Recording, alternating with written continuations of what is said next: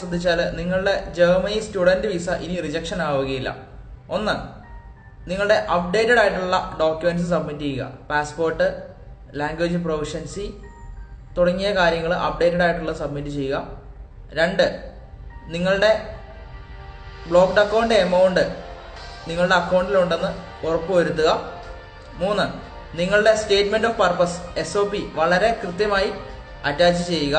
നിങ്ങളുടെ future goals, Y Germany തുടങ്ങിയ കാര്യങ്ങൾ, നിങ്ങളുടെ എക്സ്പീരിയൻസ് എന്നിവ ഉൾപ്പെടുത്തുക. നാല്, നിങ്ങളുടെ ലാംഗ്വേജ് പ്രൊഫഷൻസി വളരെ കൃത്യമായി അറ്റാച്ച് ചെയ്യുക. അതിൻ്റെ വാലിഡിറ്റി ചെക്ക് ചെയ്യുക. അഞ്ച്, നിങ്ങളുടെ അക്കോമഡേഷൻ പ്രൂഫ് വളരെ കൃത്യമായി അറ്റാച്ച് ചെയ്യുക. ആറ്, ഡെഡ് ലൈൻസിന് മുന്നേ നിങ്ങളുടെ ആപ്ലിക്കേഷൻ ഫോം സബ്മിറ്റ് ചെയ്യാൻ ശ്രമിക്കുക. VFS അപ്പോയിൻമെൻറ്റുകൾ വളരെ മുൻകൂട്ടി നേരത്തെ എടുക്കാൻ ശ്രമിക്കുക. അതുപോലെ തന്നെ യൂണിവേഴ്സിറ്റി പറയുന്ന ഡെഡ് ലൈൻസിന് മുന്നേ നിങ്ങൾ അപ്ലൈ ചെയ്ത് വിസ ലഭിക്കാനായിട്ട് ശ്രദ്ധിക്കുക.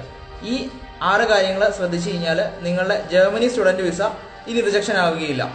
ഈ ഒരു വീഡിയോ നിങ്ങൾക്ക് പ്രയോജനപ്പെട്ടുവെങ്കിൽ ഫോളോ ചെയ്യുക, കൂടെ നിൽക്കുക. കൂടുതൽ വിവരങ്ങൾക്ക് ഞങ്ങളെ കോൺടാക്ട് ചെയ്യുന്നതാണ്. Thank you all.